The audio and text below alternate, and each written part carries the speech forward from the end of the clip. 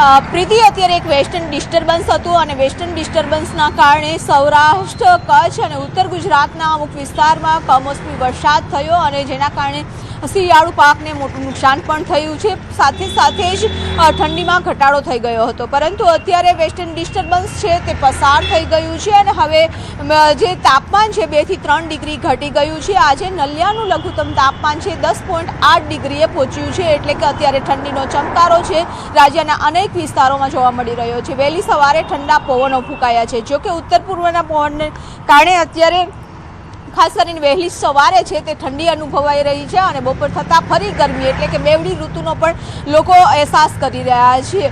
ખાસ કરીને હવામાન વિભાગનું અનુમાન છે કે અત્યારે જે આગામી 24 કલાક છે તે તાપમાન યથાવત રહેશે અને 24 કલાક બાદ ફરી 2 થી 3 ડિગ્રી તાપમાન વધી જશે, એટલે કે ફરી પણ જે ઠંડીનો ચમકારો છે તે ઘટી જશે અને બેવડી ઋતુનો અહેસાસ છે તે થશે. અત્યારે અમદાવાદ શહેરમાં વહેલી સવારથી જ ઠંડા પવનો ફૂંકાઈ રહ્યા છે. પવનની ગતિ પણ તેજ છે અને તેના કારણે લોકો ઠંડીનો અહેસાસ કરી રહ્યા છે.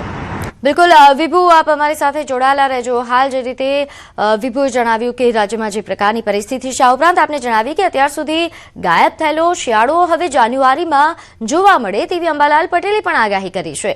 24 કલાક બાદ જ કડકડતી ઠંડીની જમાવટ જોવા મળી શકે છે.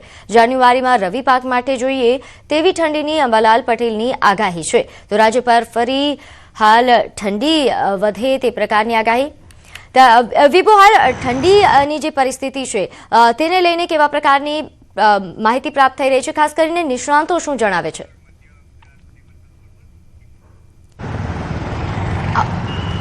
હવામાન વિભાગ દ્વારા જે કહેવામાં આવ્યું છે કે અત્યારે પવનની દિશા છે બદલાઈ ગઈ છે, સાથે જ વેસ્ટર્ન ડિસ્ટર્બન્સ પસાર થઈ ગયું છે અને તેના કારણે ઠંડીનો ચમકારો છે તે અનુભવાઈ રહ્યો છે. પરંતુ હવામાન નિષ્ણાંતોનું પણ અનુમાન છે અને હવામાન વિભાગનું પણ અનુમાન છે કે ફરી એક વખત પવનની દિશા બદલાશે અને જેના કારણે તાપમાનમાં છે વધારો થશે, એટલે કે ઠંડીમાં ઘટાડો થઈ જશે અને બેવડી ઋતુનો લોકો અહેસાસ કરી શકશે. પરંતુ જે રીતે શિયાળુમાં વારંવાર વાતાવરણ બદલી રહ્યું છે, સિસ્ટમો બની રહી છે અને તેની અસર છે કૃષિ પાક ઉપર જોવા મળી રહી છે. કારણ કે જ્યારે કૃષિ પાકમાં કોઈ અસર થતી હોય છે ત્યારે શિયાળુ જે પાક છે તે ઠંડા ઋતુમાં બને તે પ્રકારના જે પાક છે તે તૈયાર કરવામાં આવતા હોય છે. પરંતુ અત્યારે વાતાવરણ છે તે ગરમ જોવા મળી રહ્યું છે અને આ ગરમ વાતાવરણને કારણે કૃષિ પાકનું જે ઉત્પાદન છે તેમાં પણ ઘટાડો થાય તેવું અનુમાન છે.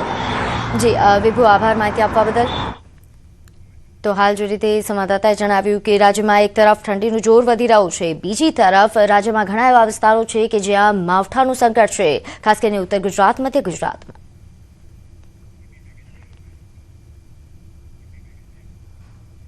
અત્યાર સુધી ગાયબ થયેલો શિયાળો હવે જાન્યુઆરીમાં જોવા મળે તેવી અંબાલાલ પટેલની આગાહી છે. 24 કલાક બાદ જ કડકડતી ઠંડીની જમાવટ જોવા મળી શકે છે. જાન્યુઆરીમાં રવિ પાક માટે જોઈએ તેવી ઠંડીની અંબાલાલ પટેલની આગાહી. ઉત્તર ભારતમાં જામ્યો શિયાળો. ગુજરાતમાં શિયાળો અલગ જ મૂડમાં. ઠંડીને લઈને અંબાલાલની શું છે નવી આગાહી? ગુજરાતનું હવામાન હવે સ્થિર રહ્યું નથી. ક્યારેક ઠંડી તો ક્યારેક ગરમી અને ન વિચાર્યું હોય ત્યારે વરસાદ પણ આવી જાય છે. બદલાતા આ ઋતુચક્રથી સૌ કોઈ પરેશાન છે. ત્યારે સૌ કોઈ હવે એક જ સવાલ કરી રહ્યા છે કે આકરી ઠંડીનો ક્યારે અનુભવ થશે? ત્યારે હવે ઠંડીને લઈને અંબાલાલ પટેલની લેટેસ્ટ આગાહી સામે આવી છે. અંબાલાલની આગાહી મુજબ 2 થી 4 જાન્યુઆરી દરમિયાન રાજ્યમાં ઠંડીનો ચમકારો અનુભવાશે. ખાસ કરીને ઉત્તર ગુજરાત અને મધ્ય ગુજરાત, જૂનાગઢ, મોરબી, રાજકોટ, સુરેન્દ્રનગરમાં ઠંડીનો ચમકારો જોવા મળશે. તારીખ 2 થી પશ્ચિમ વિક્ષોભ હટી જતાં ઠંડી શરૂ થવાની શક્યતા રહેશે. પશ્ચિમ વિક્ષોભની અવધિ લગભગ 3 કે 4 દિવસની હોય છે, એટલે હવે દેશના ઉત્તરીય પર્વતીય પ્રદેશોમાં ભારે હિમવર્ષા થવામાંથી પવનના તોફાનો અને લગભગ વાતાવરણ જે હવામાનમાં પલટા આવતા હતા તે હવે ધીરે ધીરે તેની અસર ગુજરાત પર થતાં ઉત્તર ભારતમાં શીતલહેર ચાલવાની શક્યતા રહે. પરંતુ હજુ પણ લગભગ દેશના ઉત્તરીય પર્વતીય પ્રદેશોમાં ધુમ્મસનું વાતાવરણ જોવા મળે, જેની સીધી અસર વિઝિબિલિટી ઉપર થાય. આથી ગમખ્વાર બનાવો ધુમ્મસના કારણે રેલવે યાતાયાતમાં વિલંબ, ઉડ્ડયનો પર વિલંબ એ પણ થવાની શક્યતા રહે. રવિ પાકને જોઈએ તેવી ઠંડી હવે પડશે. વર્ષના અંતિમ દિવસે અને નવા વર્ષની શરૂઆતમાં બદલાતા વાતાવરણ અને માવઠાએ રવિ પાકને લઈ ખેડૂતોની ચિંતા વધારી છે. ઉપરાંત ડિસેમ્બર મહિનો આખો ગરમ રહ્યો, જોઈએ તેવી ઠંડી પડી નહીં. તેના કારણે પણ ખેડૂતોની ચિંતા વધી. પણ અંબાલાલનું માનીએ તો હવે રવિ પાક માટે સાનુકૂળ ઠંડી પડવાની છે. જાન્યુઆરી મહિનો આખો ઠંડો રહેવાની આગાહી છે. એટલું જ નહીં, ફેબ્રુઆરી મહિનામાં પણ ઠંડીનો ચમકારો જોવા મળશે. જાન્યુઆરી માસમાં એક નબળો પશ્ચિમ વિક્ષોભ 4 તારીખ આસપાસ આવવાની શક્યતા રહેશે. દેશના ઉત્તરીય પર્વતીય પ્રદેશોમાં ફરી હળવો ટોચના ભાગમાં હળવી બરફવર્ષા થશે, જેની અસર પણ થવાની શક્યતા રહેશે. 11મી જાન્યુઆરીથી ઠંડા પવનો હાડ ધ્રુજાવે અને તારીખ 18થી 21માં પણ એક પશ્ચિમ વિક્ષોભ આવતા તેની અસર પણ ગુજરાત ઉપર થઈ શકે. બરફના તોફાનો બરફવર્ષા થતાં લગભગ જાન્યુઆરી માસમાં ઠંડી આવી શકે. 24મી જાન્યુઆરીએ પણ ઠંડા પવનો હાડ ધ્રુજાવે. હવે જાન્યુઆરી માસ આ વખતે ઠંડો રહેવાની શક્યતા છે. લા નીનોના સંકેતો હતા અને ઠંડી આવવાની શક્યતા હતી, પણ વિજ્ઞાન આગળ કુદરત બળવાન છે તેમ માની આપણે આગળ ચાલવાનું રહ્યું. કારણ કે ઘણા પડકાર વચ્ચે પણ ઠંડી આવવાની વચ્ચે પણ ડિસેમ્બર માસ કંઈક અંશે ગરમ રહ્યો. રવિ પાકો માટે સાનુકૂળ કંઈક અંશે રહ્યો નહીં. જાન્યુઆરી માસમાં ઠંડા રહેશે, જેના કારણે રવિ પાકો સારા થવાની શક્યતા રહેશે. ફેબ્રુઆરી માસમાં પણ શરૂઆતમાં કંઈક ઠંડો રહેશે અને ન્યૂનતમ તાપમાન હવે ધીરે ધીરે ઘટતું જશે. ફેબ્રુઆરી અને માર્ચમાં માવઠાની આગાહી. અંબાલાલ પટેલનું માનીએ તો અરબ સાગરમાં હલચલના કારણે અત્યારે ગુજરાતમાં માવઠું પડ્યું. ફરી ફેબ્રુઆરી અને માર્ચ મહિનામાં પણ માવઠાના એંધાણ છે. અંબાલાલ પટેલનું માનીએ તો ફેબ્રુઆરી અને માર્ચ મહિનામાં ખેડૂતોએ વિષમ વાતાવરણનો સામનો કરવો પડી શકે છે. બંગાળ ઉપસાગરમાં પણ હમણાં હલચલ જોવા મળશે અને ક્યારેક બંગાળના ઉપસાગરની હલચલ પણ છેક મધ્યપ્રદેશ સુધી આવતા હવામાન પડતો થતો હશે. હમણાં અરબી સમુદ્રના જે ભેજવાળા પવનોએ ગુજરાતના હવામાનમાં માવઠાનું સર્જન કર્યું હતું. ફેબ્રુઆરી માસમાં, માર્ચ માસમાં અને છેક એપ્રિલ માસમાં પણ દેશના ઉત્તરીય પર્વતીય પ્રદેશોમાં હિમવર્ષા થવાની શક્યતા રહેશે.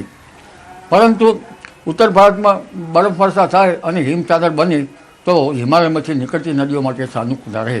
ફેબ્રુઆરી, માર્ચ અને એપ્રિલ માસમાં જે દેશના ઉત્તરીય પર્વતીય પ્રદેશોમાં હિમવર્ષા થતી હોય છે તે બરાબર ટોચના ભાગમાં બરફ જામે નહીં, કારણ કે ધીરે ધીરે ગરમીનું જોર વધતું જતું હોય છે. એટલે બરફવર્ષા જામે તો જ હિમાલયમાંથી નીકળતી નદીઓ માટે સાનુકૂળતા રહે અને જળસ્તરમાં કંઈ ઓટ ના આવે. એટલે હવે ધીરે ધીરે ફેબ્રુઆરી, માર્ચ, એપ્રિલમાં હવામાનમાં પલટા આવશે, માવઠું થવાની શક્યતા રહેશે, કરા પડવાની શક્યતા પણ રહેશે. આ તરફ ઉત્તરના પર્વતીય વિસ્તારોમાં હિમવર્ષા. જમ્મુ કાશ્મીરમાં ભારે હિમવર્ષા થઈ. ઉત્તર ભારતના પર્વતીય વિસ્તારોમાં શિયાળો જામ્યો છે. જમ્મુ કાશ્મીરમાં ચિલ્લાઈ કલાનના દિવસોમાં હિમવર્ષાનો અવિરત રાઉન્ડ ચાલુ છે. જમ્મુ કાશ્મીરના બાંદીપોર, કુપવાડા, સોનમર્ગ, ગુલમર્ગમાં બરફની સફેદ ચાદર છવાઈ ગઈ છે. નવા વર્ષની શરૂઆતમાં હિમવર્ષા. નવા વર્ષની ઉજવણીને લઈ મોટી સંખ્યામાં પ્રવાસીઓ પ્રસિદ્ધ પ્રવાસન સ્થળ ગુલમર્ગ પહોંચ્યા અને ત્યારે જ હિમવર્ષા થતા પ્રવાસીઓનો આનંદ બેવડાઈ ગયો છે. જાણે પ્રવાસીઓને નવા વર્ષની કુદરતી ગિફ્ટ આપી હોય તેમ અહીં હિમવર્ષા થઈ, જેના કારણે પ્રવાસીઓની ગુલમર્ગની યાત્રા સફળ થઈ.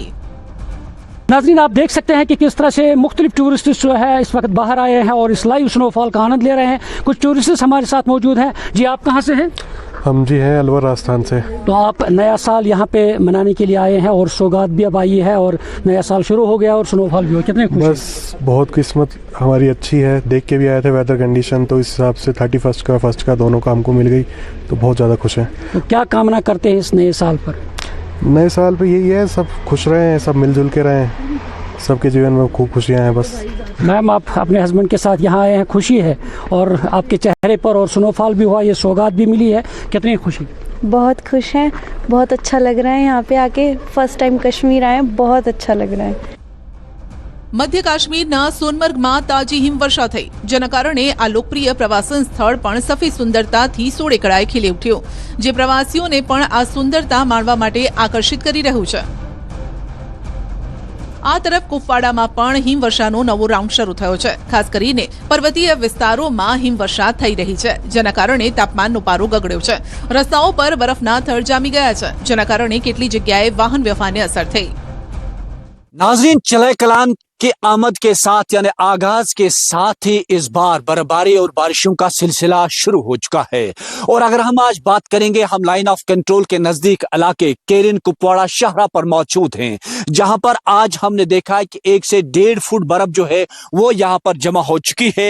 बर्फबारी की वजह से अब लोग यहाँ काफी खुश नजर आ रहे हैं, लेकिन इस बार जो है मैदानी इलाकों में इस तरह की बर्फबारी नहीं जिस तरह की लोग उम्मीद करते हैं, क्योंकि अभी जो है इसी इलाके में जो करना सेक्टर है यहाँ पर बर्फबारी हुई है, केरन, करना और मस्जिद सेक्टर में. लेकिन लोग चाहते हैं कि इस बार अगर मैदानी इलाकों में चले कलान में ही बर्फबारी का सिलसिला शुरू हो जाता तो शायद लोगों को साल भर पानी की किल्लत का सामना नहीं करना पड़ता. જમ્મુ કાશ્મીરમાં પણ નવા વર્ષે બરફવર્ષા થઈ. બાંદીપોરમાં પણ ગુરેઝ સેક્ટરમાં નવેસરથી હિમવર્ષા થઈ છે, જેના કારણે ગુરેઝ રોડ અસ્થાયી રૂપે બંધ થઈ ગયો. અધિકારીઓએ પ્રવાસીઓને હવામાન ન સુધરે અને રસ્તો સાફ ન થાય ત્યાં સુધી મુસાફરી ટાળવાની સલાહ આપી છે. તો જમ્મુ કાશ્મીરમાં બરફવર્ષાથી પ્રવાસીઓમાં આનંદ વ્યાપી ગયો છે. ગુલમર્ગનું પ્રખ્યાત સ્કી રિસોર્ટ પ્રવાસીઓથી ઉભરાઈ ગયું. હોટલો સંપૂર્ણપણે બુક થઈ ગઈ અને બરફ પડતા પ્રવાસીઓ પ્રવૃત્તિઓ એ પૂરજોશમાં જોવા મળી રહી છે. ગુલમર્ગ, સોનમર્ગ અને પહેલગામમાં પર્યટકોએ બરફવર્ષાનો આનંદ માણ્યો. શહેરના કેન્દ્ર શ્રીનગરના લાલ ચોકમાં પણ હજારો પ્રવાસીઓ એકઠા થયા. શિયાળાની ઠંડીનો સામનો કરીને નવા વર્ષનો પ્રારંભ કર્યો. આ ઉપરાંત ઉત્તર ભારતમાં ઠંડીનો કહેર છે, તો બીજી તરફ કેટલાક વિસ્તારોમાં હિમવર્ષા થઈ રહી છે. પહેલગામના ઉપરના ભાગોમાં તાજી બરફવર્ષા થઈ. ચંદનવર્દી, આરુ અને અન્ય સ્થળોએ બરફ પડતા મેદાની વિસ્તારોએ સફેદ ચાદરમાં ફેરવાઈ ગયા છે. આ તરફ અનંતનાગ જિલ્લાના કોકરનાગ અને સબ ડિવિઝનના ઉપરના ભાગોમાં નવેસરથી બરફવર્ષા થઈ છે. માટી, ગવારન, કોકનાગ વિસ્તારમાં આ ઉપરાંત ડાકસુમનના ઉપરના ભાગોમાં બપોરે બરફવર્ષા થઈ.